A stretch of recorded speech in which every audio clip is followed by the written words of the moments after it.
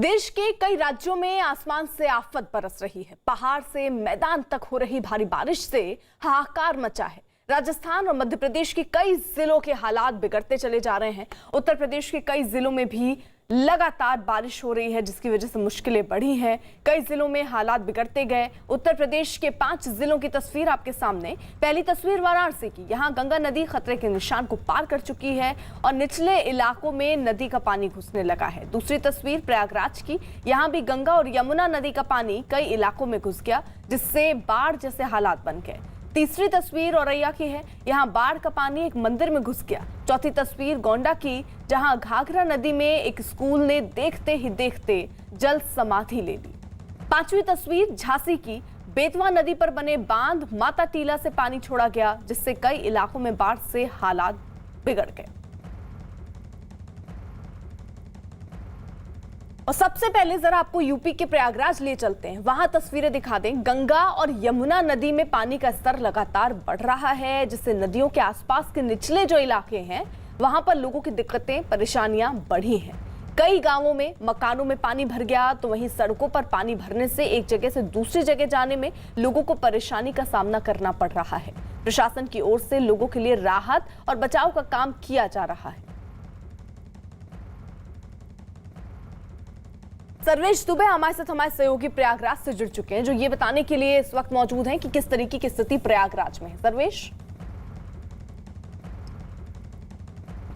देखिए, इस वक्त मैं एनडीआरएफ की बोट पर मौजूद हूं और ये दारागंज का इलाका है। आप देख सकते हैं दारागंज से नागवासकी को जाने वाली रोड जो है वो पूरी तरह से जलमग्न है और मेरे पीछे हमारे सहयोगी ज्योतिराव फूले दिखा रहे हैं दर्शकों को कि किस तरह से मकान पूरी तरह से यहाँ पर डूबे हुए हैं। और पहले से ही यहाँ जल पुलिस और एसडीआरएफ थी, लेकिन अब एनडीआरएफ को ही बुलाया गया है विशेष तौर पर। और जो तमाम लोग इन मकानों में फंसे हुए हैं उनको यहाँ पर रेस्क्यू किया जा रहा है, उनको निकाला जा रहा है।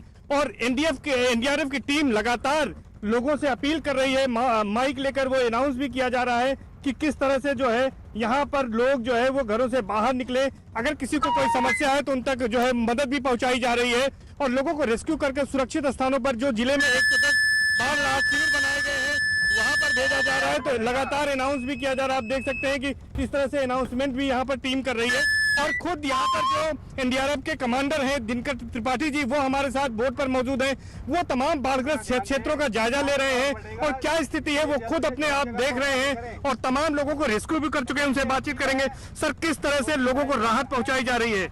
यहाँ पे जैसे भी रिक्वायरमेंट आती है किसी को रेस्क्यू करने की या एवैक्यूएट करने की, तो उसके अकॉर्डिंगली हमारी टीम वहाँ पे पहुँचती है बोट के साथ में और उनको एवैक्यूएट करा के और सेफर प्लेस पे लेके जाती है। अब तक कितने लोगों को आप लोग निकाल चुके हैं, क्योंकि काफी खतरा है, बाढ़ लगातार बढ़ रही है? और क्या अभी तक जानकारी दी गई कि पानी और बढ़ेगा? हाँ, पानी का जो जल स्तर है ये अभी लगभग 2 दिन तक बढ़ने की संभावना है।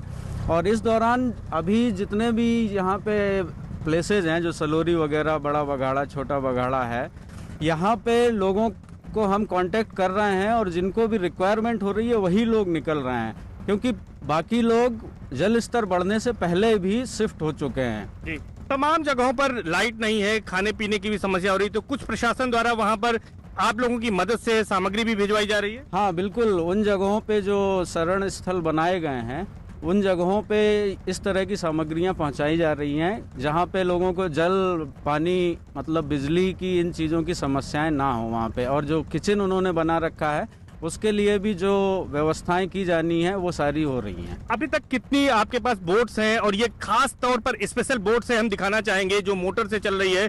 और इस तरह की कितनी बोट्स हैं? किस तरह से आप लोगों को बाहर निकाल रहे हैं जो लोग बाढ़ में फंसे हुए हैं? हमारे पास कुल 4 बोट हैं और ये सफिशिएंट हैं यहाँ के इस पूरे इलाके के लिए। जो भी रिक्वायरमेंट होती है ये सफिशिएंट रहती हैं। जी, तो निश्चित तौर पर यहाँ पर एक जो एनडीआरएफ का जो पहल है, जिसके लिए ये टीम जानी जाती है कि कहीं भी आपदा आती है तो सबसे पहले एनडीआरएफ को याद किया जाता है, तो एनडीआरएफ यहाँ पहुंच चुकी है और तमाम उन जो बाढ़ग्रस्त इलाके हैं वहां पर लोगों तक मदद पहुंचाई जा रही है और जो लोग फंसे हैं उनको बाहर भी निकाला जा रहा है। ठीक, आप रहिए जरा उत्तर प्रदेश भी लिए चलते हैं, वहां के वाराणसी लिए चलते हैं। भारी बारिश की वजह से गंगा नदी जो है वो उफान पर है। चिंता की बात यह है कि नदी का जो जल स्तर है वो अब खतरे के निशान को पार कर चुका है। गंगा नदी खतरे के निशान से 11 सेंटीमीटर ऊपर बह रही है। हर घंटे 1 सेंटीमीटर की रफ्तार से ये बढ़ रही है। यही वजह है कि निचले इलाकों में नदी का पानी घुस गया। कई गांवों पर डूबने का खतरा अब मंडरा रहा है। मेरे पीछे की ये तस्वीर देखकर आपको लग रहा होगा कि ये इमारतें, ये सड़क गंगा पर बनी हुई है। जब गंगा खतरे के निशान को काशी में पार करती है तो इमारतों तक बहती है और फिर इमारत वालों को गंगा तक नहीं आना होता, गंगा खुद इमारतों सड़कों तक पहुंच जाती है। क्योंकि इस वक्त गंगा काशी में खतरे के निशान से करीब 11 सेंटीमीटर ऊपर बह रही है और लगातार गंगा के जल में बढ़ोतरी जारी है। इससे घाट किनारे क्या हालात हैं ये समझिए आप। अब घाट किनारे ना तो घाट बचे हैं ना सीढ़ियाँ बची हैं, अब सिर्फ सड़क बची है क्योंकि सब कुछ अब गंगा में समा गया है। जो घर हैं उनका भी निचला हिस्सा गंगा में समा गया है। अब लोग मजबूरी में ऊपरी हिस्से पर हैं। घाट किनारे मंदिरों की स्थिति को समझने के लिए इस तस्वीर को भी देख लीजिए आप कि यहाँ पर ये देखिए सारे मंदिर डूब गए हैं और मंदिरों पर अब ऊपर शिखर पर नाव बंधी हुई है।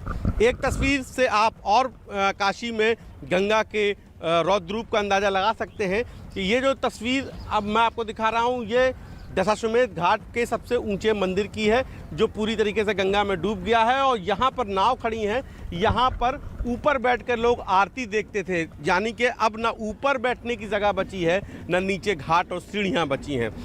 हालात अभी फ़िलहाल अच्छे नहीं कहे जा सकते क्योंकि अब गंगा ने अपना खतरे का निशान पार कर लिया है। इसको लेकर जल पुलिस की तैनाती कर दी गई है। यहाँ पर जल पुलिस लगातार 24 घंटे गंगा के जल पर निगाह बनाए हुए है। गंगा फिलहाल खतरे के निशान के ऊपर काशी में बह रही है।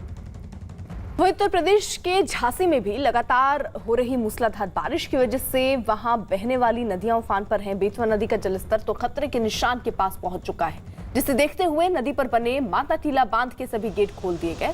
बांध से 3.5 लाख क्यूसेक पानी छोड़ा गया, जिसकी वजह से कई इलाकों में बाढ़ जैसे हालात बन गए। मामले की गंभीरता को देखते हुए सेना और एनडीआरएफ के जवानों को राहत बचाव के काम में लगाया गया।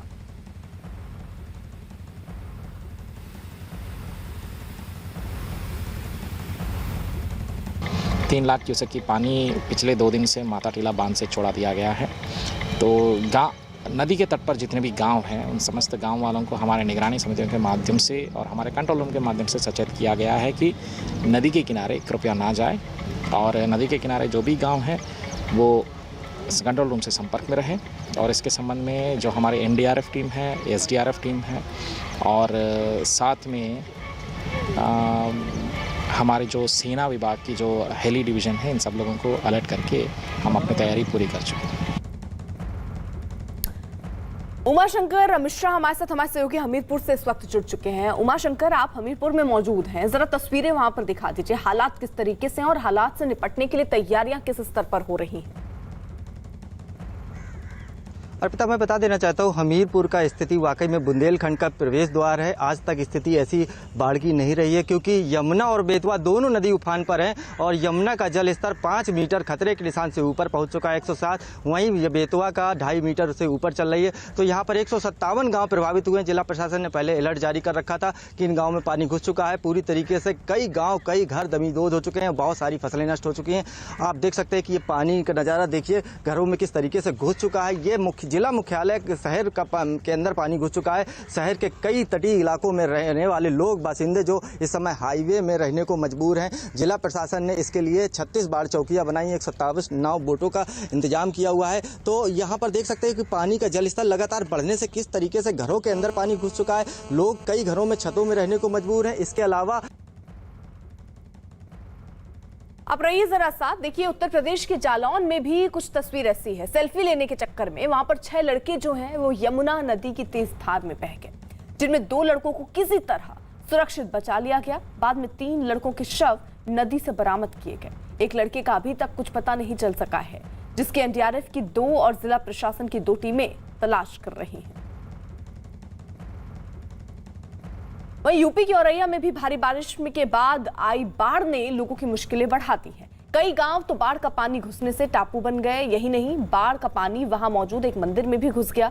मंदिर के अंदर घुटनों तक पानी भरा नजर आया। वहीं आज राज्य के मुख्यमंत्री योगी आदित्यनाथ बाढ़ प्रभावित इलाकों का जायजा लेंगे। इसके अलावा सीएम योगी राहत और बचाव के काम की अफसरों के साथ समीक्षा भी करेंगे। यूपी के गोंडा में भी घाघरा नदी के बढ़े जलस्तर ने लोगों की मुश्किलें बढ़ा दी। घाघरा नदी में कटान की वजह से लोग दहशत में हैं। गोंडा में घाघरा नदी की कटान की वजह से एक स्कूल ने देखते ही देखते जल समाधि ले ली। बताया जा रहा है अब तक स्कूल के 10 कमरे नदी में समा चुके हैं। कई गांवों पर डूबने का खतरा मंडरा रहा है, जिसे देखते हुए गाँव के लोग अपना घर बार छोड़कर सुरक्षित जगह जाने को मजबूर हो गए। और अब बात राजस्थान की। राज्य के कई हिस्सों में मानसून के बादल जमकर बरस रहे हैं, लेकिन इसके बाद लोग मौत से खिलवाड़ करने से नहीं चूक रहे। टोंक से जो तस्वीरें सामने आई, उन्हें देखने के बाद ऐसा लगा जैसे लोगों को अपनी जान की कोई परवाह नहीं।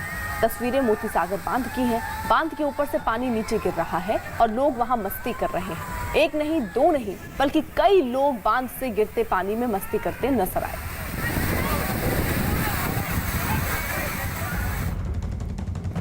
वहीं उत्तराखंड के विकासनगर में भी भारी बारिश की वजह से कालसी को चक्राता से जोड़ने वाली सड़क पर पहाड़ से मलबा आ गिरा। मलबा आने से सड़क पूरी तरह से बंद पड़ गई, जिससे दोनों तरफ गाड़ियों की लंबी लाइन लग गई। इस घटना की वजह से कई लोग सड़क पर फंस गए। हालांकि प्रशासन ने खुदाई करने वाली मशीनों की मदद से सड़क से मलबा हटाने का काम शुरू किया है।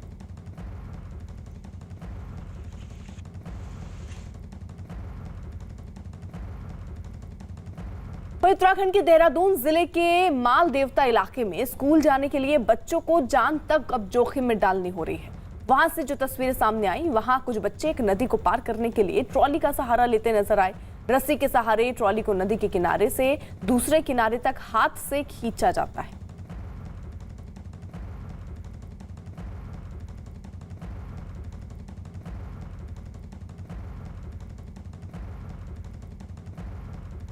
ये तस्वीरें जरा आप देखिए, उत्तराखंड की तस्वीरें हैं जहां पर जो बच्चे हैं स्कूल जाने के लिए ऐसे अपनी जान जोखिम में डाल रहे हैं। थोड़ी सी लापरवाही जान पर बना सकती है, इसका अंदाजा भी है, लेकिन मजबूरी ये है कि अब पुल के ऊपर से पानी बह रहा है, सड़कों पर चारों तरफ पानी ही पानी है और रास्ता पार करने के लिए अब लोग इसी तरीके से आगे बढ़ रहे हैं।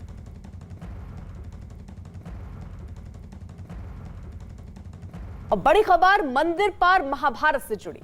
त्र्यंबकेश्वर मंदिर पर घमासान मचा है। कई महीनों से मंदिर बंद रखने के विरोध में 12 शिवलिंगों में एक त्र्यंबकेश्वर मंदिर में बीजेपी आध्यात्मिक प्रकोष्ठ के प्रमुख आचार्य तुषार भोसले मंदिर के सामने आंदोलन कर रहे हैं। इनके साथ बड़ी संख्या में साधु संत भी मौजूद हैं। इन लोगों ने मंदिर के बाहर भी रुद्राभिषेक किया, साथ ही मंदिर खोलने के लिए मांग की। पिछले कुछ महीनों से कोरोना के बढ़ते मामलों की वजह से राज्य सरकार ने मंदिरों को बंद कर दिया है। बीजेपी लगातार मंदिर बंद रखने का विरोध करती रही है। बीजेपी राज्य सरकार से मंदिर सहित दूसरे धार्मिक स्थल खोलने की मांग भी कर रही है।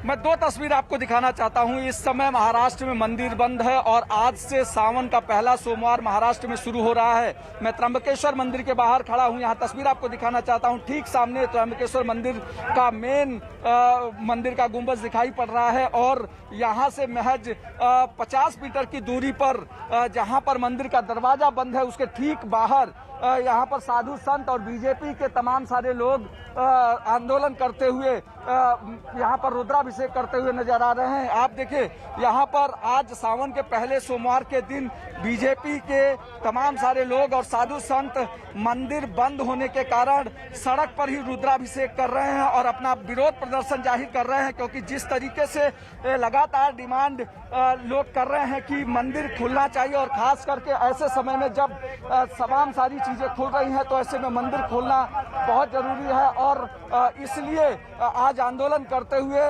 त्र्यंबकेश्वर मंदिर के ठीक बाहर जो 12 ज्योतिर्लिंगों में से एक है उस मंदिर के ठीक बाहर यहाँ पर रुद्राभिषेक करते हुए बैठ गए हैं और उसके साथ साथ तमाम सारे साधु संत भी यहाँ पर मौजूद हैं। सभी लोग आज रुद्राभिषेक कर रहे हैं। मंदिर के परिसर के ठीक बाहर सड़क पर बैठकर ये रुद्राभिषेक हो रहा है, क्योंकि मंदिर नहीं खुलने की वजह से तमाम सारे साधु संत परेशान है। लगातार डिमांड होने के बाद भी जब सरकार ने कोविड के कारण मंदिर ना खोलने का फैसला किया तो ऐसे में बीजेपी के लोग और साधु संत यहाँ पर मंदिर खोलने के लिए रुद्राभिषेक करते हुए सड़क पर ही आज पहले दिन बैठ गए हैं। कैमरामैन आज के साथ अभिषेक Pandey, Trimbakeshwar, news 18 India.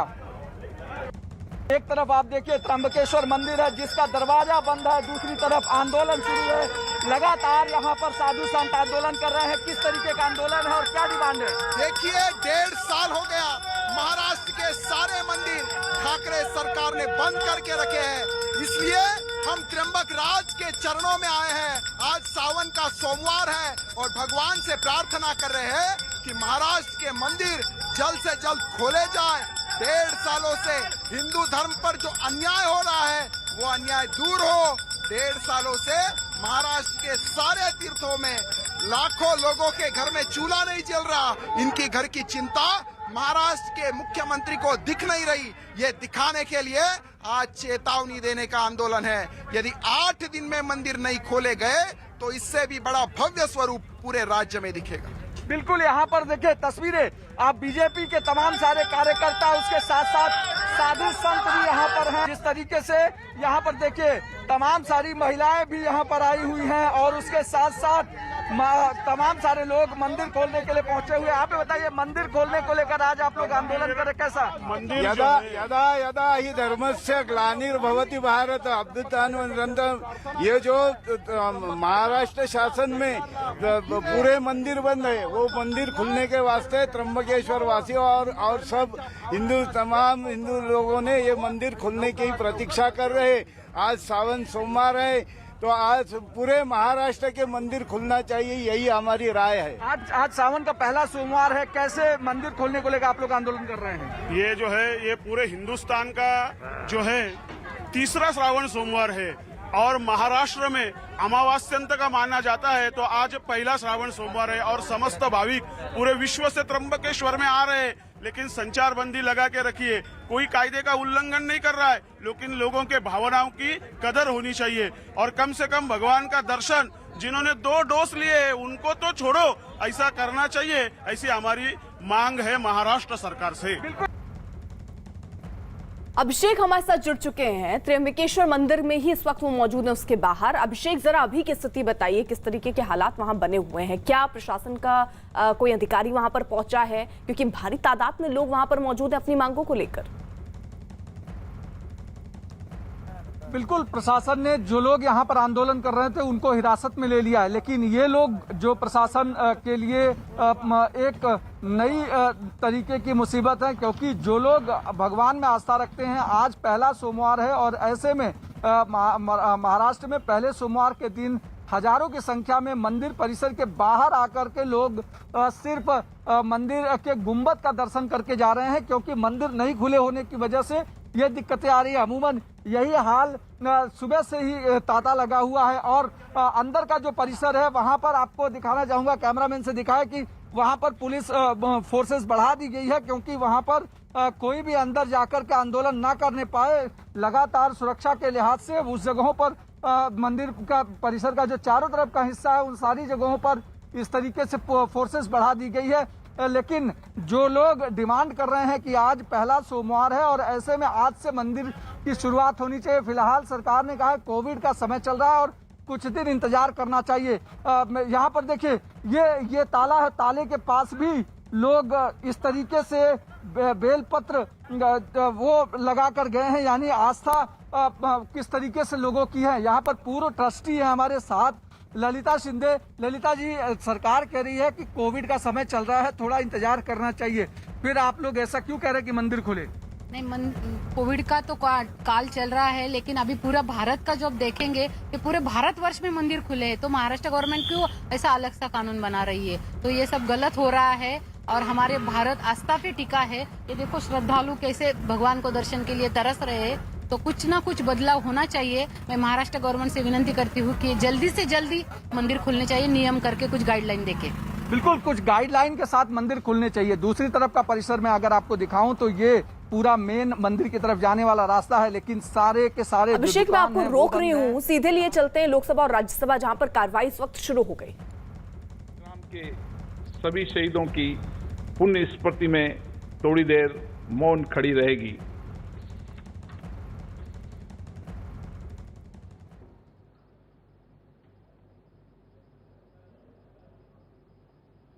Years later, this movement launched this day in 1942, hence assumed significance. This spirit of Quit India should guide us to banish poverty, illiteracy, corruption, casteism, communalism, criminality in public life, inequalities, discrimination and all. रचा है। Athletics में किसी भारतीय द्वारा जीता गया पहला Olympic स्वर्ण पदक है। उनकी जीत से पूरे देश में उत्साह और उमंग का वातावरण है। इसके अतिरिक्त भारत के पहलवान श्री बजरंग पूनिया ने 65 किलो वर्ग की फ्री स्टाइल कुश्ती में भारत को कांस्य पदक दिलाकर एक बड़ी सफलता अर्जित की है।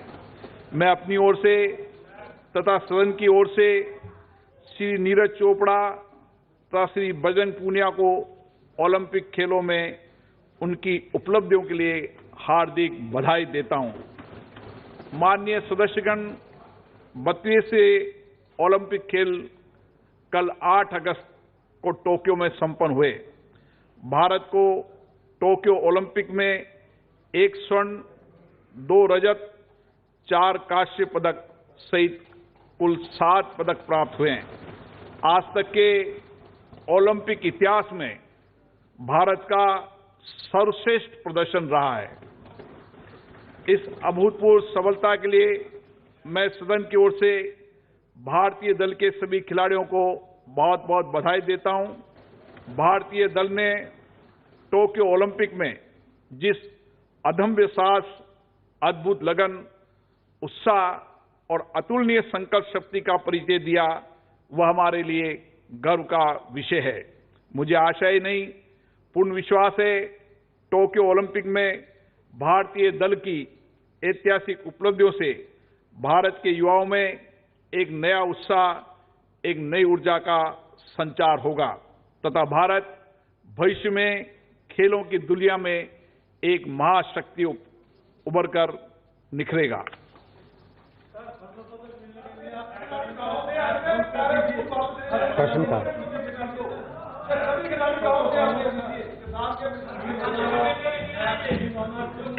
फिलहाल देखिए, लोकसभा और राज्यसभा की तस्वीरें हम आपको दिखा रहे हैं। कार्रवाई शुरू हुई, आखिरी हफ्ता क्योंकि बचा है, 19 दिन का ही कामकाज मानसून सत्र में होना था, लेकिन हंगामे की भेंट जिस तरीके से पिछले कई दिन चढ़े हैं, उसके बाद दिल्ली में बाकायदा कांग्रेस समेत 15 विपक्षी दलों की बैठक हुई और आज सहमति इस बात पर बनी है कि आज संसद को बिना अवरोध चलने दिया जाए। तो ये फिलहाल हम कार्रवाई की तस्वीरें आपको लोकसभा और राज्यसभा की दिखा रहे हैं। जानकारी ये भी है कि आज 12 बजे के बाद संविधान संशोधन बिल यहाँ पर पेश होगा और ओबीसी को लेकर संविधान संशोधन बिल को विपक्ष का समर्थन भी मिला है। तो लोकसभा में सबसे पहले जब शुरुआत हुई तो गोल्ड मेडल जीतने पर नीरज चोपड़ा को बधाई दिया गया और वहां पर जितने लोग आज पदक लेकर लौट रहे हैं उनको सबको बधाई दी गई।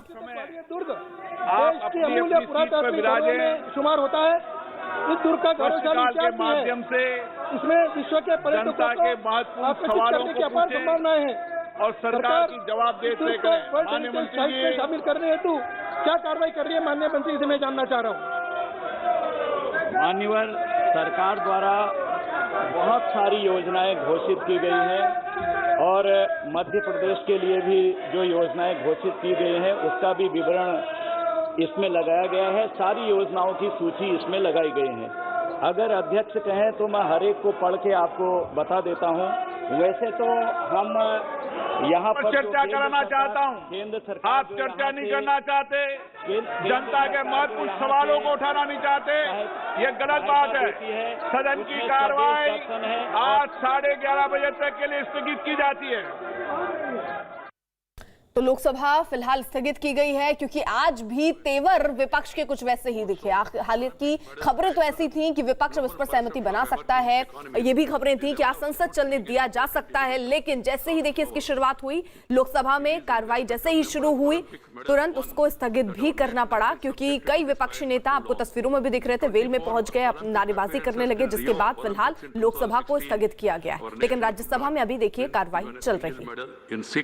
could not fetch single medal each in 13, 2 medals in 3 Olympics, 3 in Beijing Games in 2008 and a high of 6 medals in London Games in 2012. Our country could secure the first individual gold medal only in Beijing Games in 2008 through Abhinav Bindra in shooting.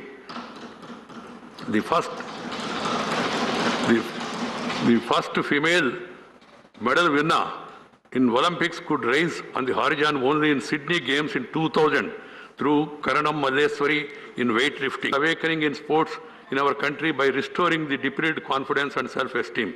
Of the 120-member Indian contingent for Tokyo, 55 of them have fought in the quarter-finals.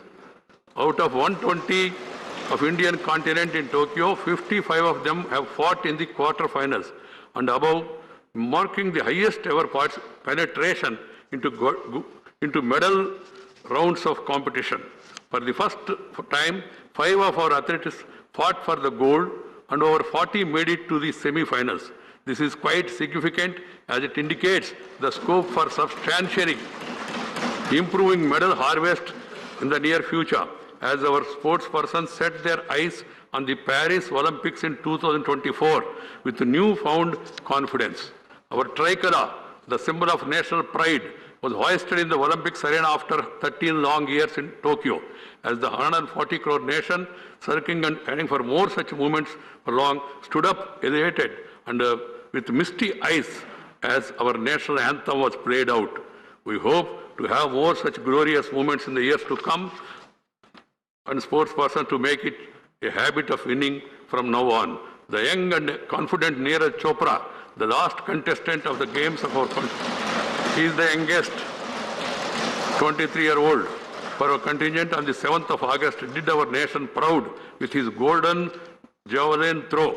The way he dominated the field right from the word go, never seen before, made our people rejoice as it was a statement of we too can do it.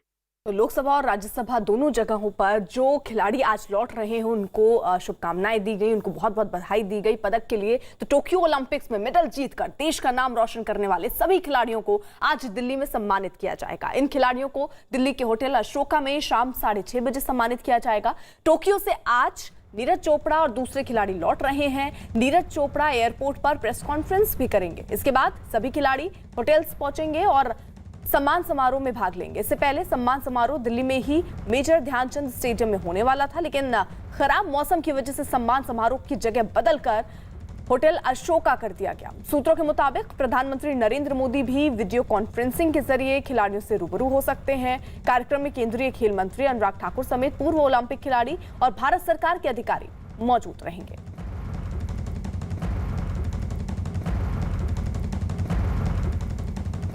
Uttarakhand की खेल मंत्री अरविंद पांडे हरिद्वार में hockey खिलाड़ी वंदना कटारिया के घर पहुंचे, उनके परिवार को सम्मानित किया। इस मौके पर उन्होंने वंदना और उनके परिवार की जमकर तारीफ की।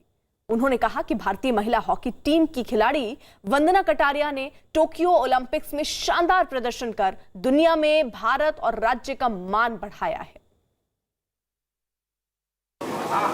वंदना कटारिया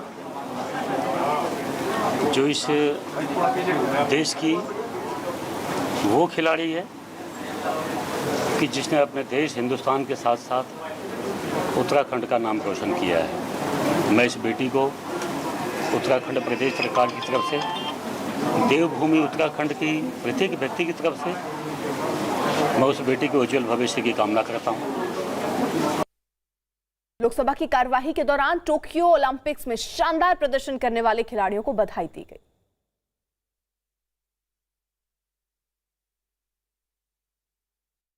मुझे सदन को सूचित करते हुए प्रसन्नता हो रही है कि टोक्यो ओलंपिक में नीरज चोपड़ा ने जेवेलिन थ्रो प्रतियोगिता में भारत के लिए पहला स्वर्ण पदक जीतकर एक नया इतिहास रचा है। एथलेटिक्स में किसी भारतीय द्वारा जीता गया पहला ओलंपिक स्वर्ण पदक है।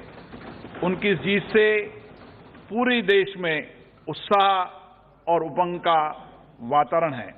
इसके अतिरिक्त भारत के पहलवान श्री बजरंग पूनिया ने 65 किलो वर्ग की फ्री स्टाइल कुश्ती में भारत को कांस्य पदक दिलाकर एक बड़ी सफलता अर्जित की है। मैं अपनी ओर से तथा सदन की ओर से श्री नीरज चोपड़ा तथा श्री बजरंग पूनिया को ओलंपिक खेलों में उनकी उपलब्धियों के लिए हार्दिक बधाई देता हूं। पीएम मोदी आज प्रधानमंत्री किसान सम्मान निधि की 9वीं किस्त जारी करेंगे और इसके तहत 10 करोड़ किसानों के खातों में करीब 19,000 करोड़ रुपए डाले जाएंगे।